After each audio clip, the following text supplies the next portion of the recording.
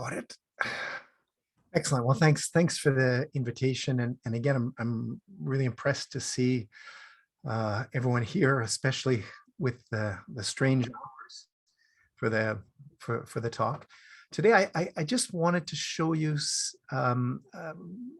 talk a little bit about some of the analytical techniques available for detection, characterization, and quantification of nanomaterials in the environment.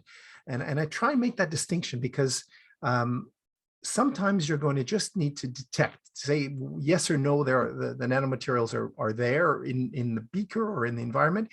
Sometimes you really need this whole characterization aspect. And other times it's really important to get a number, get a concentration. How many are actually there, and what concentration are they there, especially when we're trying to talk about environmental risk. Let me go here. Oh.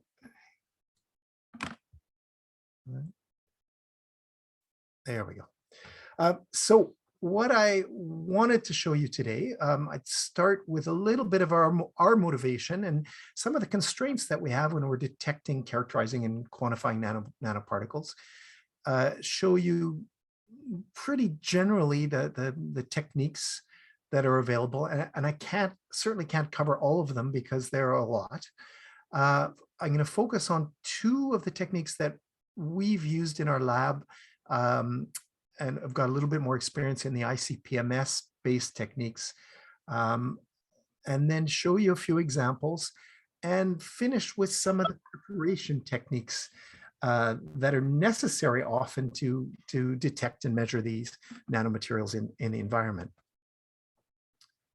So quick review of what we saw last week in the brief introduction. Nanomaterials are everywhere now, and as you see, they're going up and up and up and up.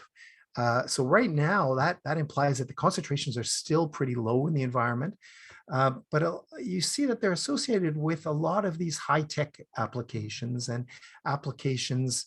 There are a lot of surface coatings and surface applications here. So paints and stains and coatings, self-cleaning windows, ceramic coatings for solar cells and such. So we are expecting to get a lot more products with the nanomaterials, and then a lot more of the nanomaterials going into the environment through various routes. The particles themselves are vast and varied. There are inorganic and organic nanoparticles. You'll see today, based on the techniques that I'm going to show you, my focus is mainly been on the inorganic nanomaterials, though there are a few of the techniques that we use that look at some of the organic materials. But that's based largely on these production volumes, in that the production volumes are the greatest for the titanium dioxide, the zinc oxide, and the silver for the most part. Now, that's not saying that you should focus on those three just because their production volumes are the greatest. There are some of these high hazard, low volume materials that really need study. For example, the quantum dots in imaging, quantum dots with cadmium or selenium, for example, pesticides that are encapsulated in nanoparticles as well, merit our attention. So there are a lot of particles out there, a lot of different kinds of particles, and that's also one of the problems with what I'm going to show you today, in that there's no one technique that's going to work for everything. We've got to modify our technique based on detection limits and the kinds of information that we require. The other thing I wanted to remind you of, and again, that this is something you saw last week, is that the nanoparticles are small. They're really small. So if you look at the human hair, and we're talking about 50 to 70 microns for the diameter. Well, the nanoparticles are about 1,000 times smaller. So if we consider nanoparticles got 3 dimensions below 100 nanometers, and that nano objects, some of these objects that have at least 1 dimension, they could be relevant as well. Which ones are going to be the most relevant? Well, if you look at the biological membrane, and if we make the really large assumption that for nanoparticle to be biologically relevant, it should cross a biological membrane. Well, biological membranes, the lipid bilayer is about 5 nanometers. So to get across that lipid bilayer, you're really looking at not just the nanoparticles, but probably the smaller nanoparticles. So this is another reason that we've really tried to aim our analytical techniques at the techniques that will measure the smallest nanoparticles and get down into those lower size ranges, the size ranges of quantum dots, and the, sort of in that 1 to 10 nanometer type region where we think the nanomaterials are going to be the most bioavailable. So our motivation has been on the environmental risk side of things.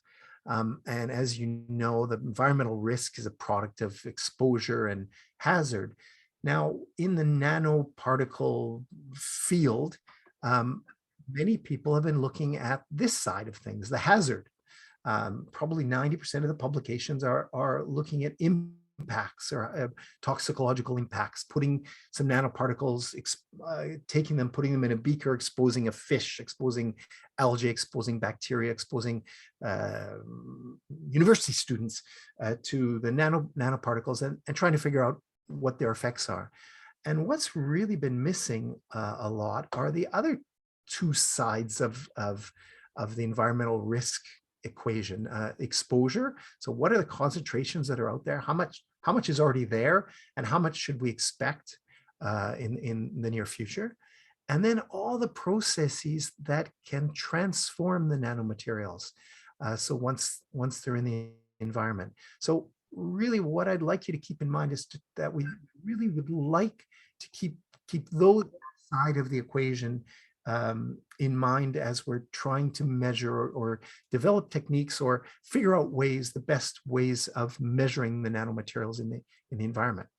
So with respect to concentrations, really all we've got are the models and the modeling papers, and that's Bell, Noack, and Keller have given us some really nice modeling papers where they look at worldwide production volumes, and they make some assumptions with respect to materials flow analysis, and they sort of throw everything into a pot and turn the model and figure out, well, okay, that we're going to get most of our nanoparticles in these different compartments. And as you see, the models generally tell us they're going to mainly be in soils, water, and landfills, and they're going to be diverse types of nanomaterials. Again, with the inorganic nanomaterials tending to play a predominant role in these models. With respect to the transformations, what we really have to keep in mind is that if we put a nanomaterial into the environment, well, almost instantaneously, it's going to transform. And so, for example, for a zinc oxide, you may get ions from dissolution. You may get the aggregation or leading to sedimentation, or absorption of the nanomaterials, or absorption of the ions onto larger colloids or particles, complexation of the ions, and other kinds of reactions that are going to quite rapidly transform the nanomaterials and then transform their biological fate. So again, really, we want to focus on techniques, analytical techniques that allow us to distinguish this and allow us to follow this really at the low concentrations that we're expecting in the natural environment, allow us to focus on these small nanoparticles that will have probably the greatest mobility in the environment and likely the greatest bioavailability. Again, on the complex matrices, the fact that we're really looking for a needle in a haystack. We've got a small, for now anyways, small concentration of nanoparticles in a large complex matrix. So how are we able to pull out the nanomaterials, measure them in such a complex matrix that contains lots of other kinds of natural particles and such. And we at least need a technique that's going to focus on sizes, on concentrations, and on measuring the different forms. If you're going to take home one message today, this is a pretty important slide. And I say that, this is the first results slide I'm showing you, but I say that because it's really key to be able to characterize your nanomaterials under the conditions that you're looking at. So if you're doing a toxicological experiment and diluting a stock solution into your beakers with your fish, well, you really, if you're measuring your stock solution, you're going to get one answer. But in the diluted media, you're going to get a very different answer.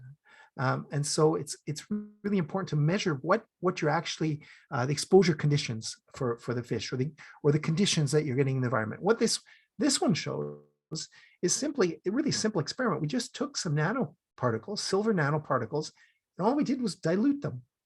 And you see that the ratio of dissolved to particles, so the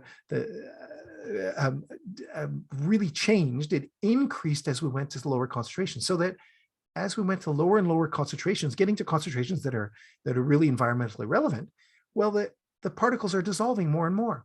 So if in your stock solution, and if you're just measuring your stock solutions, and if you measure in your stock solution the concentration of nanoparticles, well, you're going to get a pretty high ratio of nanoparticles to dissolved at these high concentrations.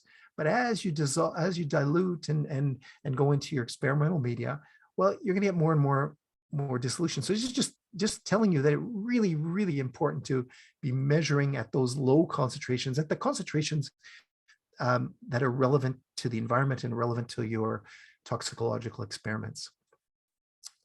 The other thing that's really key, and I get this quite often because we've got a lot of these techniques in our lab, and the students will go into the lab and make some measurements, and maybe they'll do some TEM, transmission electron microscopy, and maybe some dynamic light scattering, and they'll come back to me, look, I've got different results.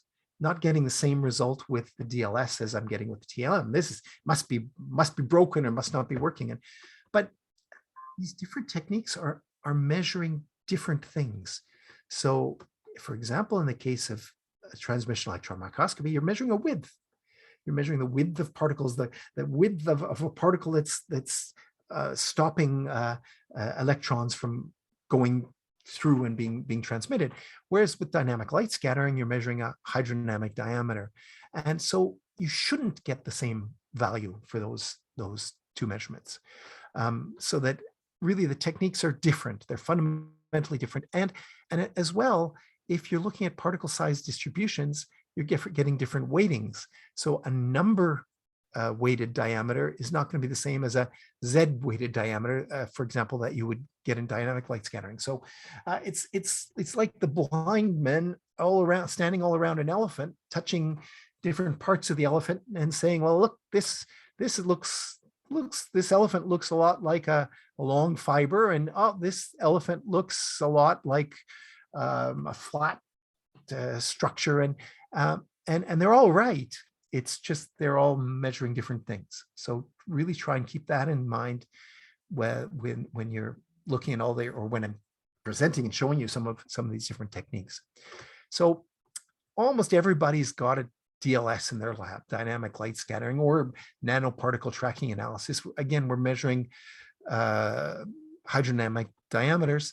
And I just wanted to go through a few of these techniques and just show you, well, again, they're measuring different things, and some of the potential problems with the dynamic light scattering. It's really good technique when you've got monodispersed samples.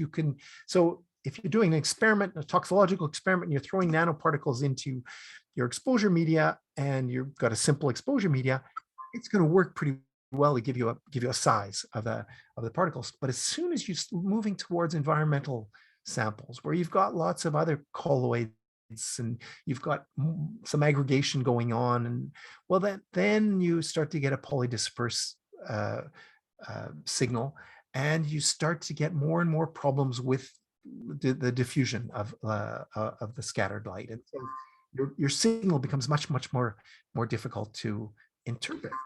And so this becomes a problem as well. It's very difficult. The signal isn't specific to silver nanoparticles or specific to polymeric nanoparticles. It measures everything, anything that scatters light, some better than the others. There's other kinds of techniques that you can go into. For example, the microscopic techniques, well, they work very well. They get down to these very low sizes. The problem there is generally throughput, because if you want to be precise, you've got to measure a lot of particles, and you can't measure 2 or 3 or 10 particles and say that that's representative of a sample that contains 1 million particles. So you've got to start measuring more and more particles, and then it starts to become difficult for agglomeration. So again, this is just basically a justification for why I'm going to focus a lot on these mass spec type techniques. First of all, because they can go down to much lower concentrations. At the same time, they've got the high throughput. But you can see in the limitations that, unfortunately, we're limited to inorganic samples. It's very difficult to do to measure organic samples, though there's been some work lately looking at nanoplastics or microplastics in the environment, and looking at the trace concentrations of the metals and using those as tracers of the plastics. And so we're getting somewhere, but certainly right now the simplest measurements are with the simplest ICPMS measurements are with the inorganic particles. Let me just show you an experiment quickly with dynamic light scattering. This is dynamic light scattering, and it's really a simple experiment. Again, we just took a natural surface water, threw in a particle of 20 nanometer particle. Look just at the top of the column here.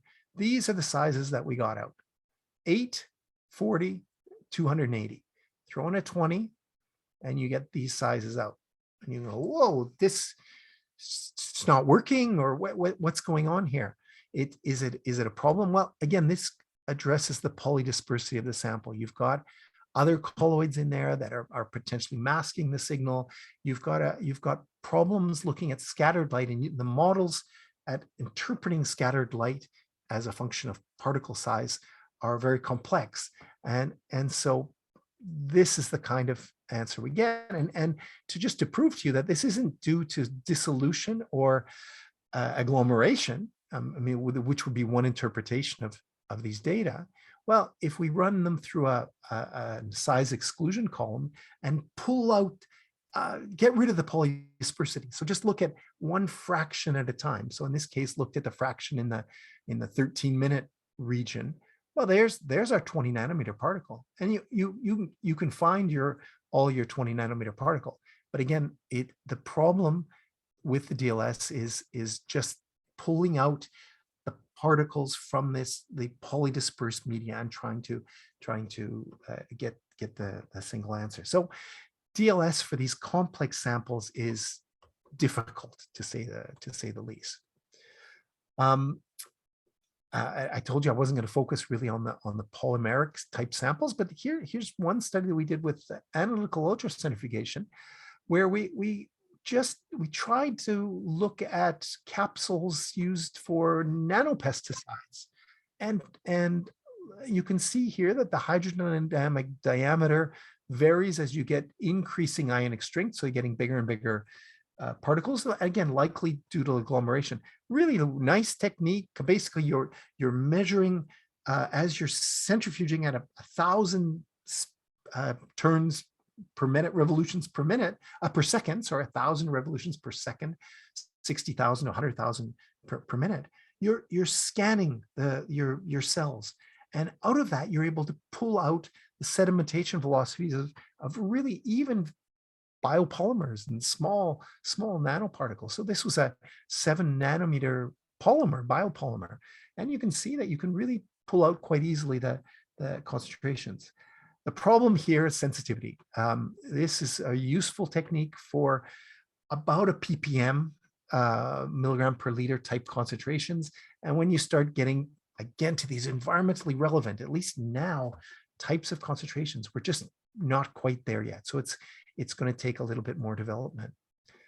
A lot of you are used to or will want to use transmission electron microscopy, and if you're willing to spend the time, it's a very good technique.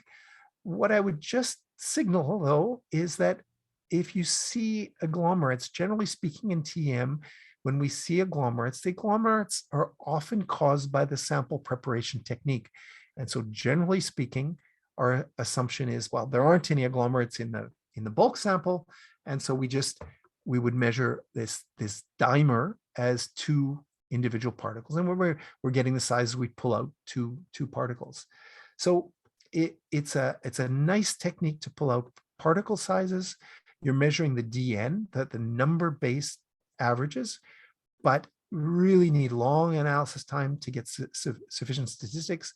And again, if you want to pull out any information on agglomeration or aggregation, you should really be very, very careful, because unless you're preparing your samples in hydrophilic resins or taking extra precautions, it's very, very difficult to do. So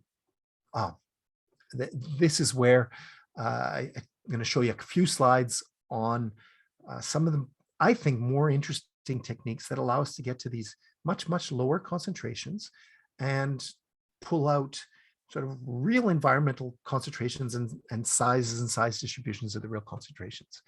So a lot of groups have coupled field flow fractionation or chromatography with some other technique, like ICPMS, for example.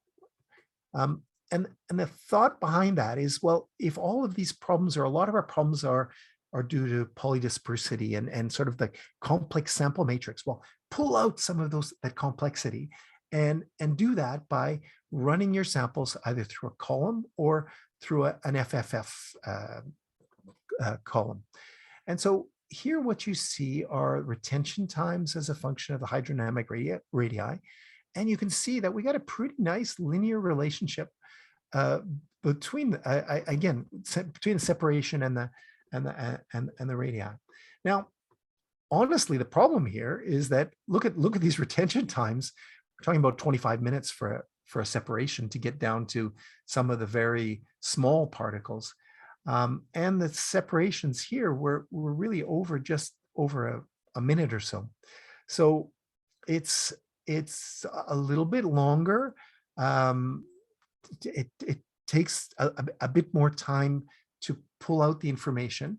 The other thing is that we to do that, because we're using an eluent, well, we need to dilute our sample. So although we were able to measure 4 ppbs of silver nanoparticles, and this time they were spiked in the surface water, and in this case, you can see with ICPMS, you only see that one peak. You only see the one peak corresponding to that 40 nanometer silver nanoparticle, and you get rid of all these other matrix effects. Well, the other disadvantage is there's a natural dilution going on because of the element. And the 100-fold dilution is a lot for the hydrodynamic chromatography, and that's due to the fact these retention times are so long. That's not quite the case for the FFF, but there certainly is a dilution going on. And if you think back to that one of the first slides that I showed you, saying, well, if you're diluting, you're changing the nature, you're changing the ratio of dissolved to nanoparticles for some of these nanoparticles. It's really something we need to be careful about. We have to take that into account when we're interpreting our data. The other thing is, well, everything works well in millicube water. So for example, here's the signal intensity as a function of time. These are slightly different retention times. We sped up the separation a little bit here. And you see that, oh, a nice separation in millicube water. But when you put it into natural water, unfortunately, we're getting the potato. And again, after a 10 or 12 minute separation, getting a separation with very little resolution is difficult to interpret. You see that all we did here was add a few nanoparticles into a natural water. It was spiking them in. So we're expecting to see these nanomaterials. Okay, so single particle ICPMS. Somebody's got their mic open. Can you just close it down, please? Thank you. Um, so for the single particle ICPMS, I think this is going to be really a way to go. And what you see here, again, we're going to try and get the background noise off here a bit if we can.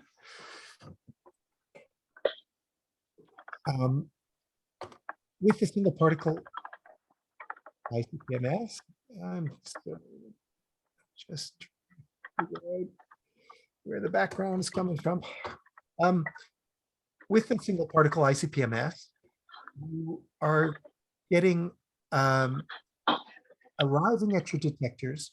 You're ionizing your dissolved, which is sort of the baseline signal you see at the bottom, and your particles, because you're not acidifying the sample, your particles are giving you spikes in the signals. And so these are really at really short times.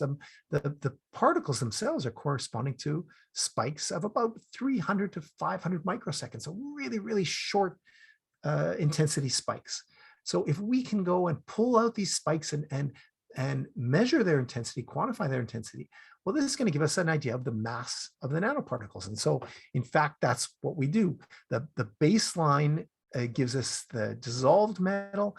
The intensity of the spikes gives us the mass of the nanoparticles, and we can use that to get a nanoparticle intensities or nanoparticle intensity histogram. And so again, as I was telling you before, we really need to go to the very, very small diameters when we're doing this. And so to do that, what we have to do is either increase the signal, use a technique that's going to give us much better intensities or higher intensities, or decrease the background.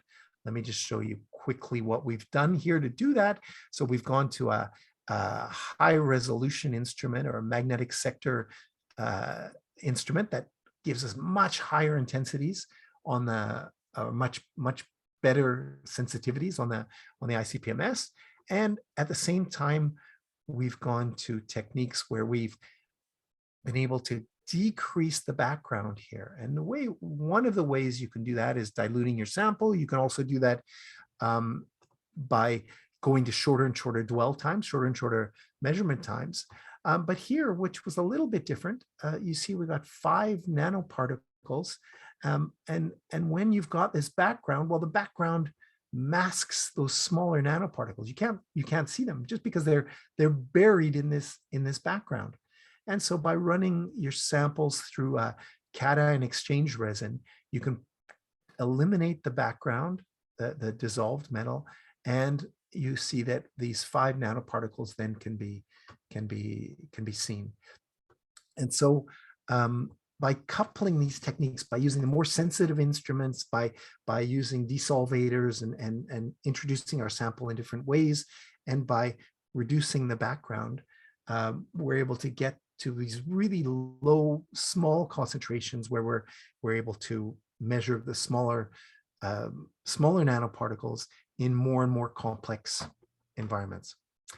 I forgot to mention to you that these happy faces are supposed to let you know, for those of you that feel a little bit lost at different places in the talk, if you've gotten lost, whenever you see one of these happy faces, it means I'm coming to a different subject, so you can hop back in. Don't be worried that if you've lost track a little bit. And so here's a jump in point. I want to show you just a few applications of these measurements with the single particle ICPMS. See, these nanoparticles are found in sunscreens. And so if we just analyze the sunscreen by diluting it in ethanol and measuring it, you can see there's the titanium dioxide and there's the zinc oxide, and there's a function of particle size down here. They're really polydispersed nanomaterials. So really simple experiment. Essentially went next door to our neighbor has a swimming pool, and we measured the nanoparticles in the swimming pool. They had 3,000 particles per milliliter. And you might think that's a lot, but then we did the simple experiment. I put sunscreen on my kids and told them to jump into the pool. They jumped in for 15 minutes, and then we measured again, took another sample and measured again the nanoparticles. You can see we had about a 10-fold increase in the number of nanoparticles per mil. Sent a grad student out to a public pool, and they measured the nanoparticles, and they got about another 100-fold increase in the number of nanoparticles in the public pool. So again, my goal here is just to show you that we've got something now that works, goes to those lower concentrations that can measure these nanomaterials at very low concentrations in the environment.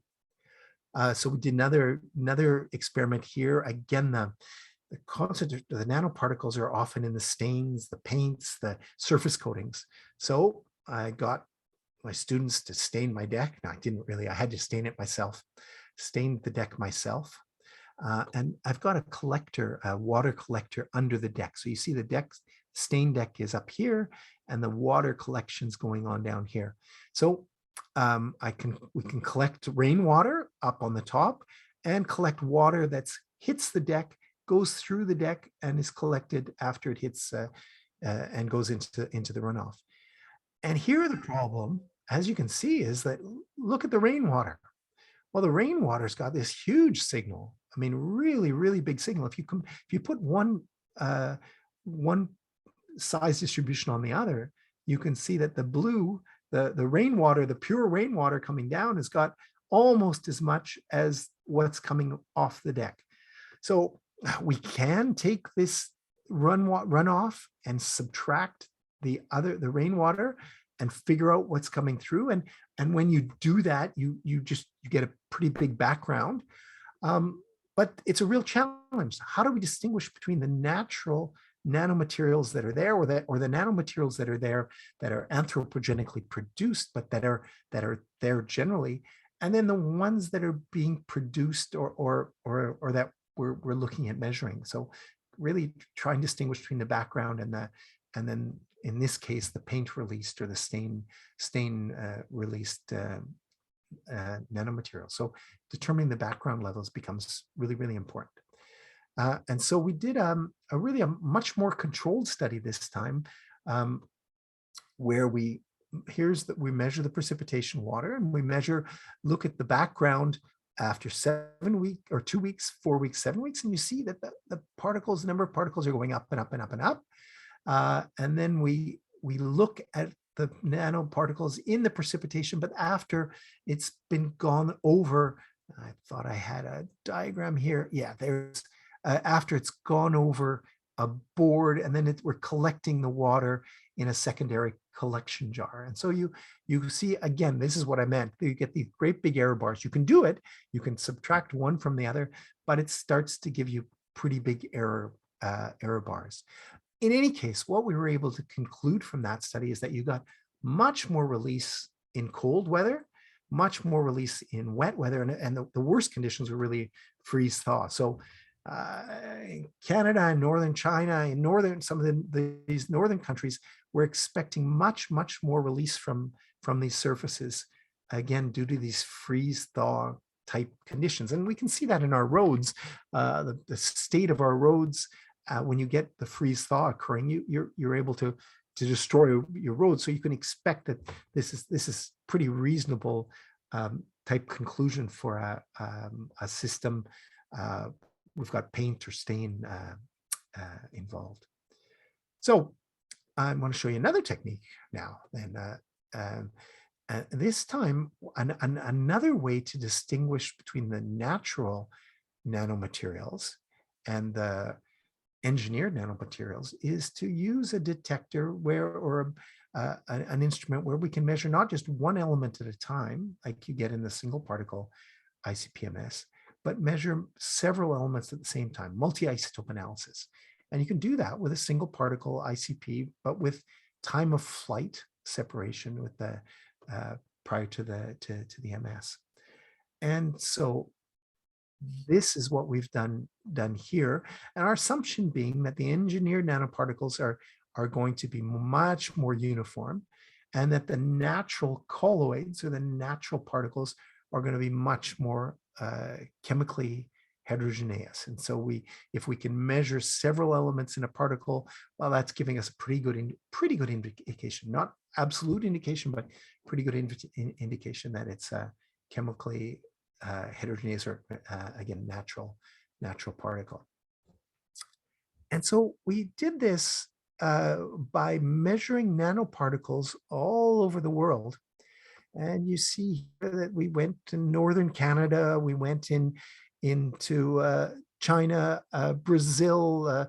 We got some measurements pretty well all over the world. We measured titanium containing nanoparticles, cerium containing nanoparticles, and silver containing nanoparticles. So 13 countries, 46 sites, and looked at that in surface waters and in precipitation. And then we ran those measurements through the ICP-TOF. And then, so what you're looking for here is the fraction of titania in the nanoparticles. So 1 indicates pure titanium.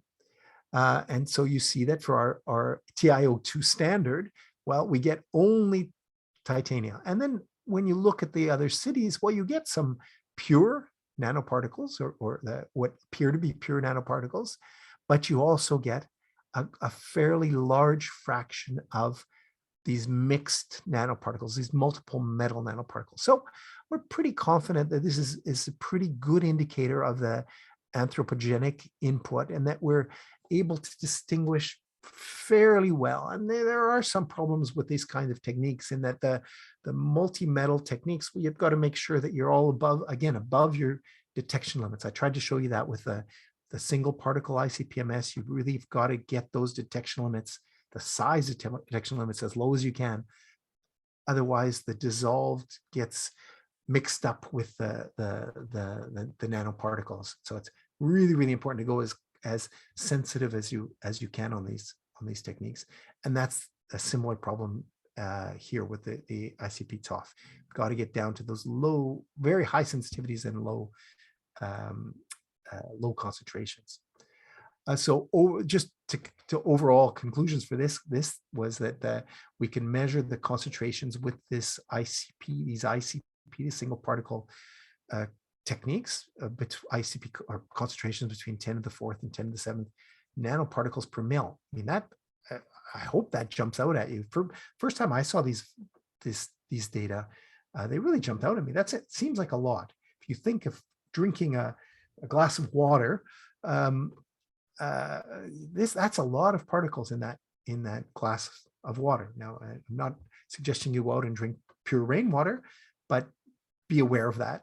The silver nanoparticles were sporadic and low concentration events, likely from anthropogenic sources, but the titanium containing and cerium containing certainly were from both anthropogenic and natural type nanoparticles.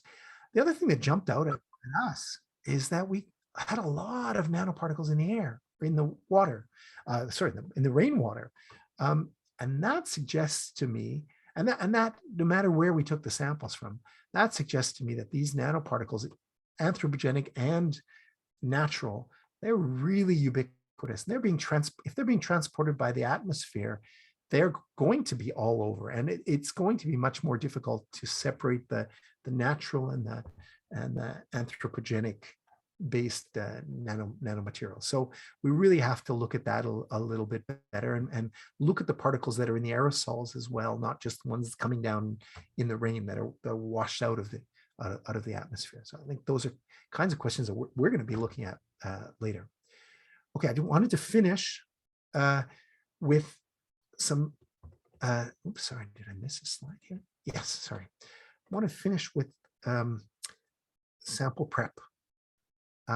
Almost all the techniques that you're going to use, some sample preparation is required or necessary, especially if you need to look at these higher concentrations and you've got an environmental situation where you've got really low concentrations. So in the literature, people have used cloud point extraction, and they've used settling or centrifugation to concentrate their samples, or filtration, or all sorts of techniques. I'm talking about analytical techniques in general, or microscopy. They've looked at other different kinds of techniques to go from our field sample to the TM, or the electron microscopy grid. So how can we do that so it's the best and least perturbing possible?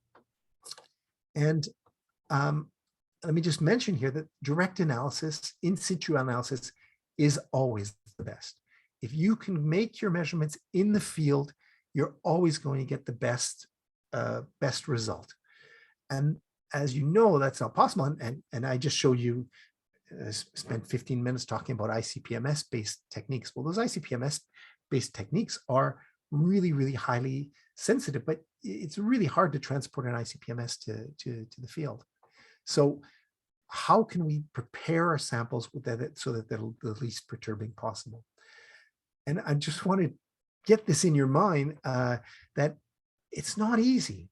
So let me show you just some results from recent results we got with filtration. Sample filtration seems to be what would be the simplest sample prep technique to get rid of some of that polydispersity, get rid of some of the larger particles.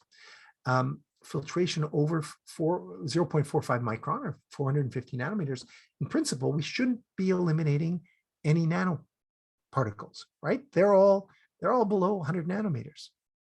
Okay, so nothing should be eliminated by filtering over a 450 nanometer filter. Well, what we're looking for on this figure are recoveries at 100%. You can see there aren't any. And this is, to start with, the first slide is just simply synthetic water. It's just water, and in this case, 2 ions. So I'm not even talking about nanoparticles yet. Silver or cerium. Well, you see that the cerium goes through all these different filtration membranes. Cerium goes through, and you get pretty good recoveries. Silver goes through and with pretty good recoveries.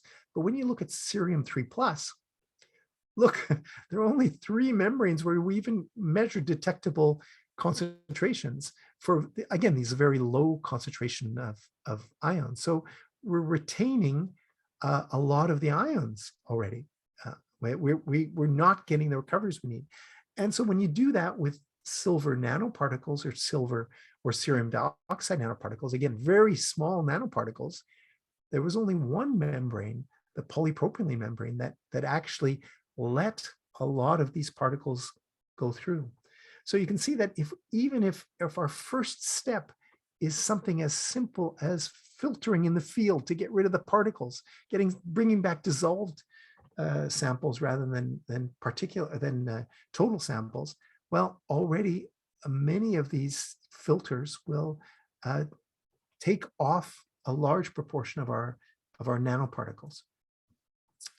And this is even more complex when you're looking at natural water. So this time we just spiked in, this is the silver on the top and the cerium dioxide on the bottom, spiked those particles into to natural waters, and then try to look at the recoveries. Now, it's a little more difficult to understand, because the recovery shouldn't be 100%, because there are going to be some natural containing silver or natural containing cerium particles that should be released. But nonetheless, we're still looking for the highest recoveries possible. And you can see that, again, the polypropylene membranes seem to give us the best results, though the PVDF filters gave fairly good results as well. Those results suggested to us that we're losing a lot of nanoparticles due to filtration artifacts, adsorption. And so one way to get rid of adsorption is to precondition your membranes. So either preconditioning with your sample from the field. So just first of all, filtering before you start collecting sample, filtering with your rainwater, your natural water, or preconditioning with ions. This is a monovalent, a divalent, a trivalent, or a multi-element ions. And you see you can bring those recoveries up. So there are tricks when using, and in this case, we were using the polypropylene membranes, but there are tricks to bringing those recoveries up. But you see, it's not simple, certainly not simple. And any of those concentration techniques that you see or that you want to use when you're collecting natural samples, there's certainly we need to be careful, very careful, and we need to verify the kinds of recovery questions. What we've started using in our lab is centrifugation. So just sort of a gentle centrifugation. But here I indicate to you right away that it's not easy. It's the centrifugation. What we're looking for is a plateau that's use light centrifugation to get rid of the large particles, but not get rid of too many others. And you see that there's still a decrease as you increase your centrifugal force. So the question here becomes, well, what centrifugal force do we use?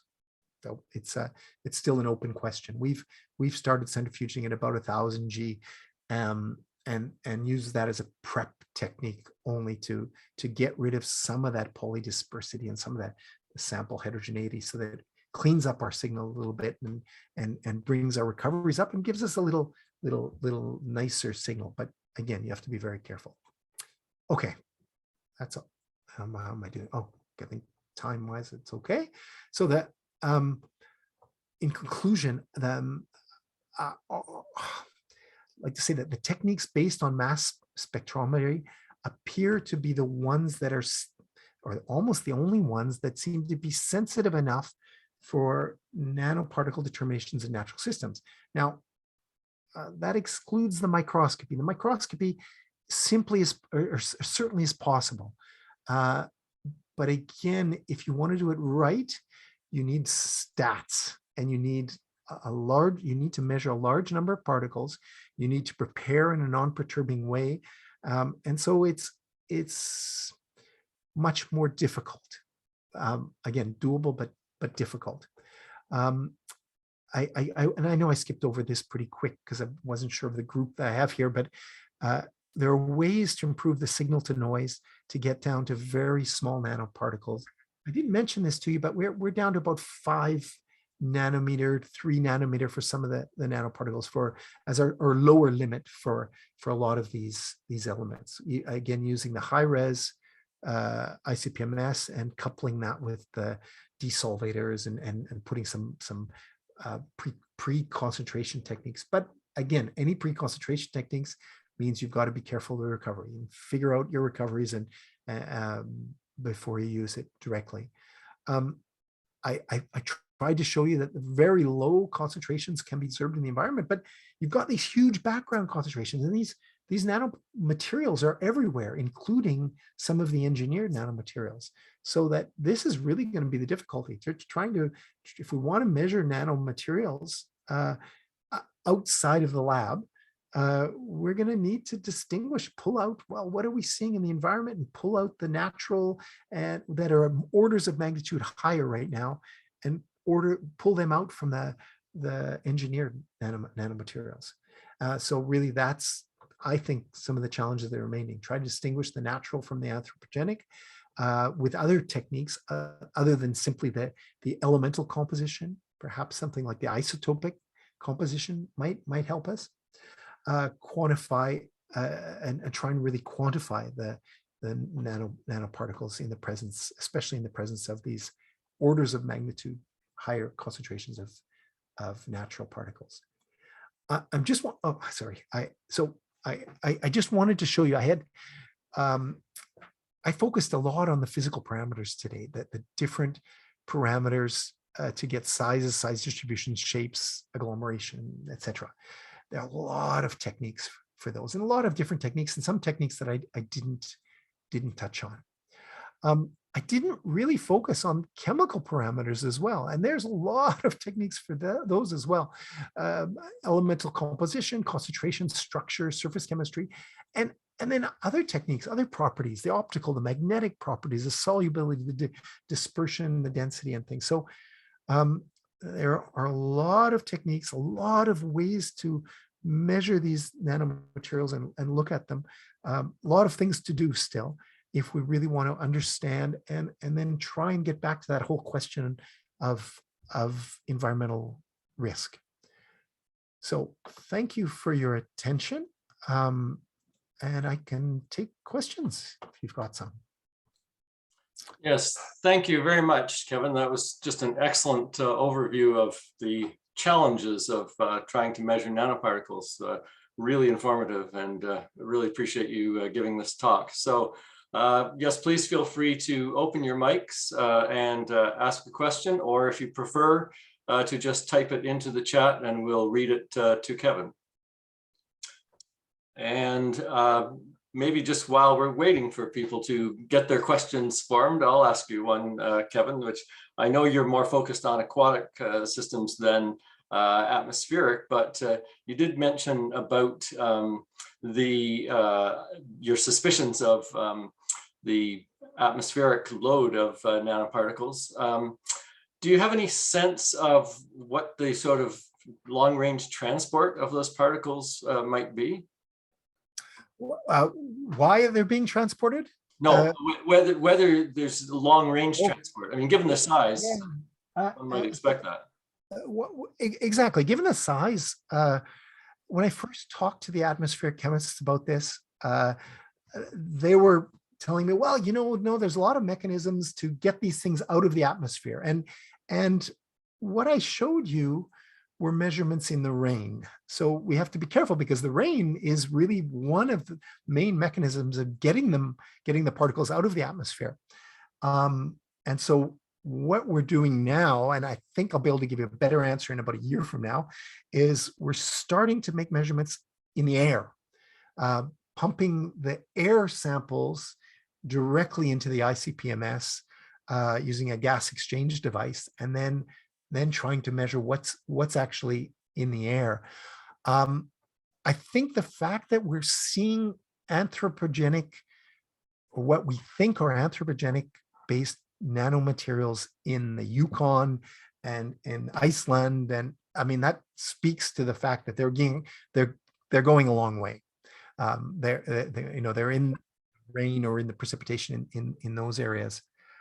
So they're definitely being transported further than we suspected anyway. And again, I'm not an atmospheric chemist, but I think it's a really interesting thing to take into account. Cerium dioxide, for example, we know that in North America, we don't use it a lot in diesel fuel. And so we were expecting much lower concentration of cerium dioxide in our samples in North America as compared to Asia or Europe. That turned out not to be the case. We saw it pretty well spread out all over the world. So again, that it's just an indication that it's there's a lot of long-range transport going on with these particles. Thank you. So I apologize for people who put questions in the chat. Obviously, I can only go by the screen name that you have. And we have a question from Zhao to Kevin. Thank you for a great presentation. I'm just wondering whether engineered nanoparticles are also possible to absorb multimetals. Is that possible, that multiple metals determined by ICPMS is also the engineered nanoparticles, not just the natural ones? Yeah. Thanks for the question, and I'm glad to see you here. By the way, it's nice to see you. It is possible, except if we think about the concentrations involved here. We're seeing quite a bit of what would be pure nanomaterials.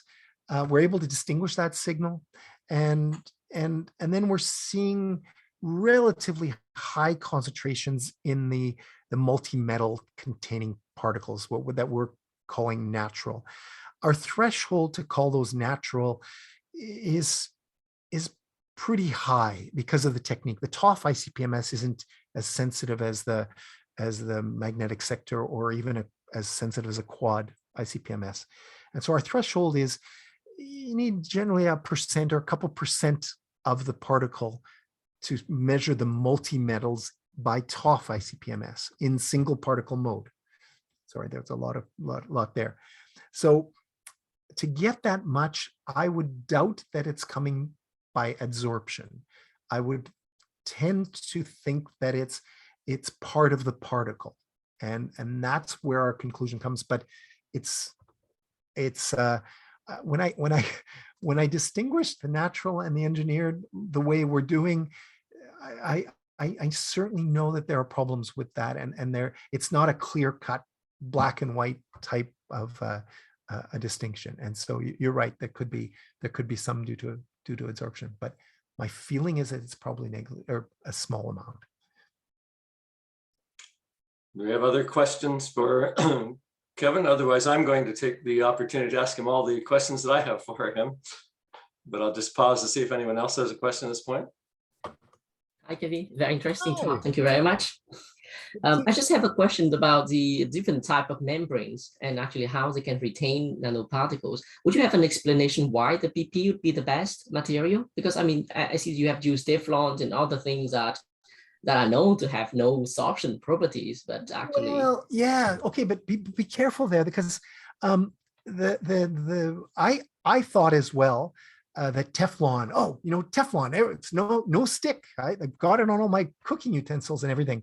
But if you remember back to André Tessier's work with Teflon insertions in sediments in the lake waters, where they would insert Teflon into the sediments of lakes and get all sorts of metals and oxides precipitating on or forming on the Teflon samplers. So they showed, 20 years ago, 30 years ago, probably that Teflon can actually absorb metals pretty well. And that's because there are some functional groups available there. Teflon's not a pure inert surface. And so I agree with you. I was surprised to see these results and surprised to see that the polypropylene was the one that worked the best. And surprised to see such low recoveries with some of those other membranes. Be careful, because the concentrations are very low too, right? And so it's, as I showed you, if you really wash and sort of fill up all those adsorptive sites on your membranes, you can decrease a lot the adsorption and the losses that we're seeing. So, pre-wash of your membranes with probably the best. One of the things is just the sample. Just throw out all the initial water and then collect your sample. I think that's a way of getting around it. And then I guess, to directly answer your question, I don't know why the polypropylene versus the Teflon, or the cellulose. In theory anyway, most of these materials don't have that many adsorptive sites on them, but clearly the adsorption was the problem in most of the cases. It wasn't filtration. We weren't losing them by the particles getting caught in pores, right? So for the most part, there was some of that too, but for the most part, it was adsorption that was the problem. So that's great. Yeah. I just have a follow-up questions about, you have done very great recommendations for sample treatments. For sample preservations, I would expect that you want to do your analysis as soon as you can, but somewhat, if it's not possible, would you recommend any approach to preserve it for a day, a week, something like that?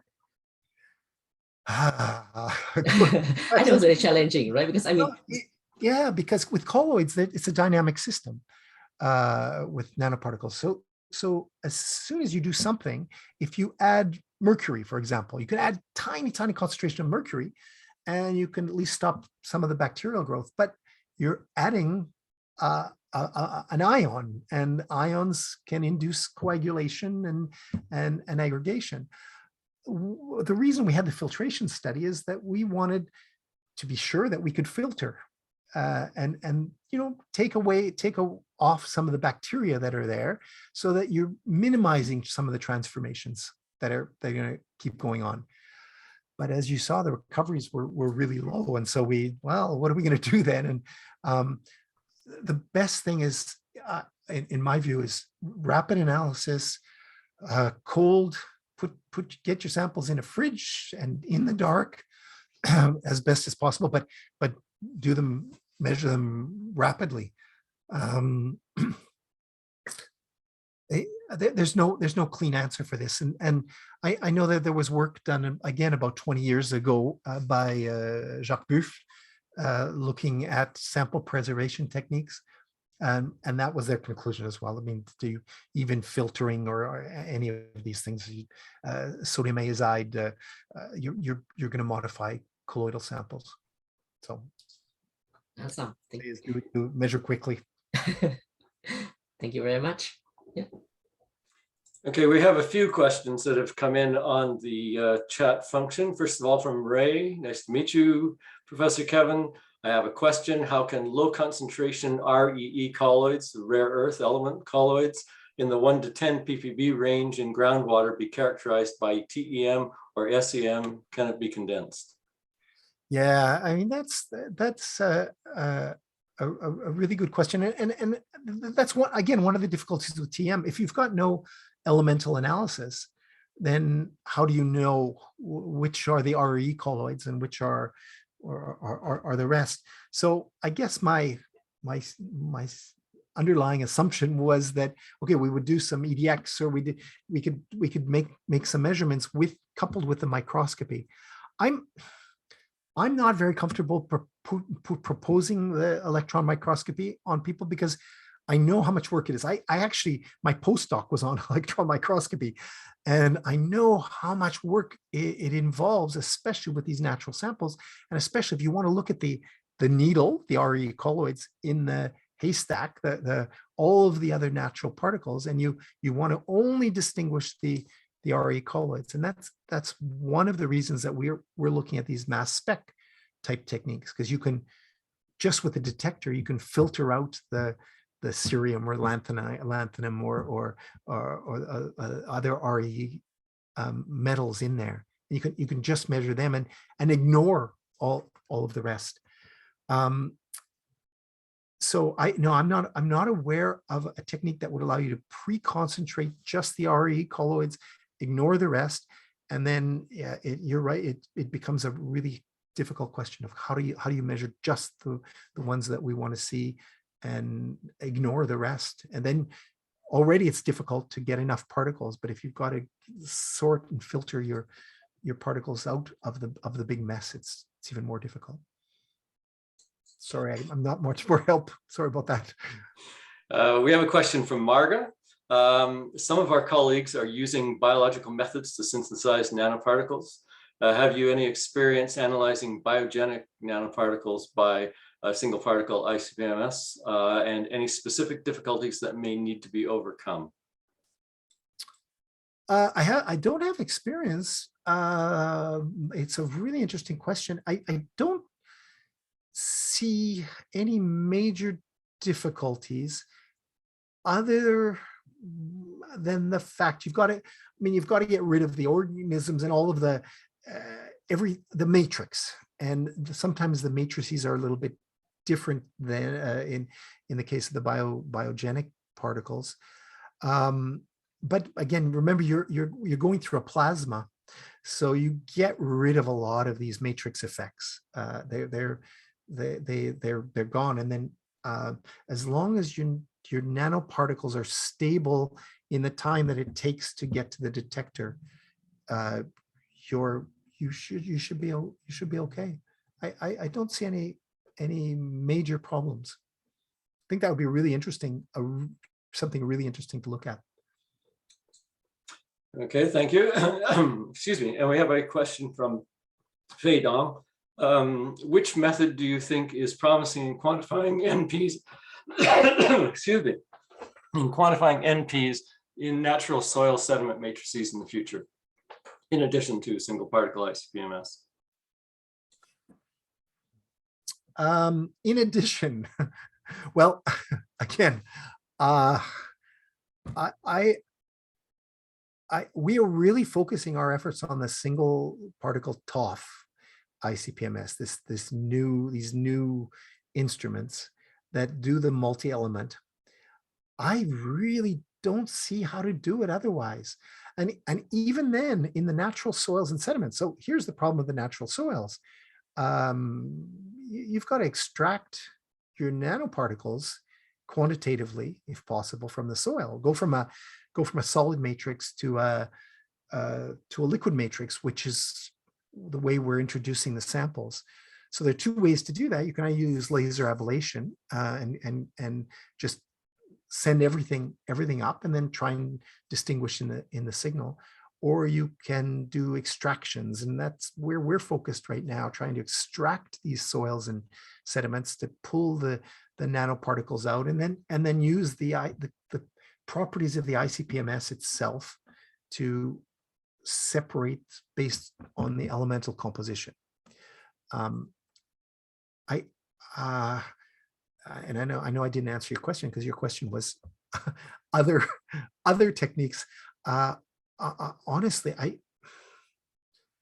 you need specific detection, right? You need some sort of specific detection. So if you've got particles that you could detect with a biosensor, for example, that would be specific to a nanoparticle and not to some of the other components that were there, that presumably could work.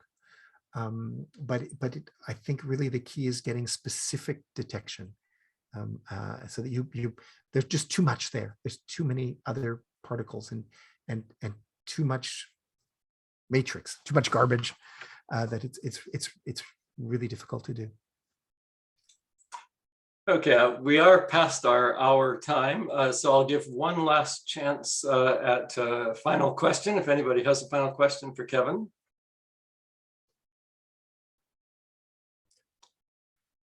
Going once. If not, I'm going to ask one final question, Kevin, and that relates to the manufacturers of ICPMS instrumentation. And you know, I'm a little less involved in the field now than I was a few years back, but my sense is that some of the instrument manufacturers are perhaps more interested in trying to convince us that their machines can measure single particles like nanoparticles than they are in actually developing their instruments so that they do it properly.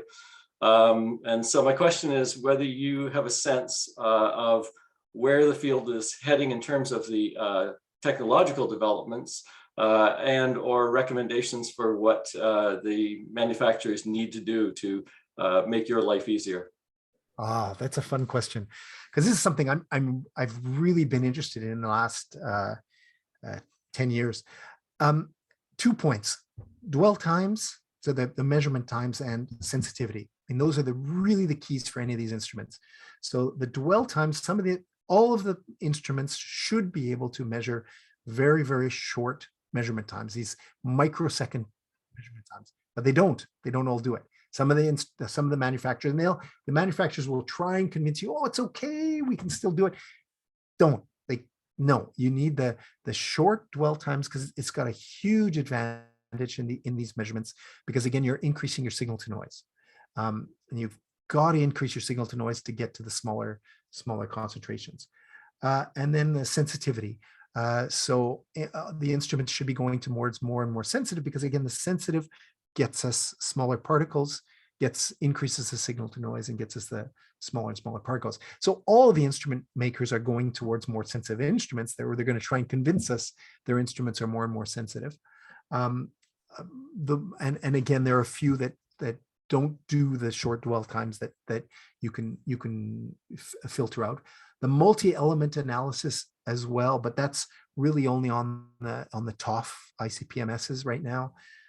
Again, some of the makers will tell you, oh, we can hop back and forth between 2 elements or 3 elements, but the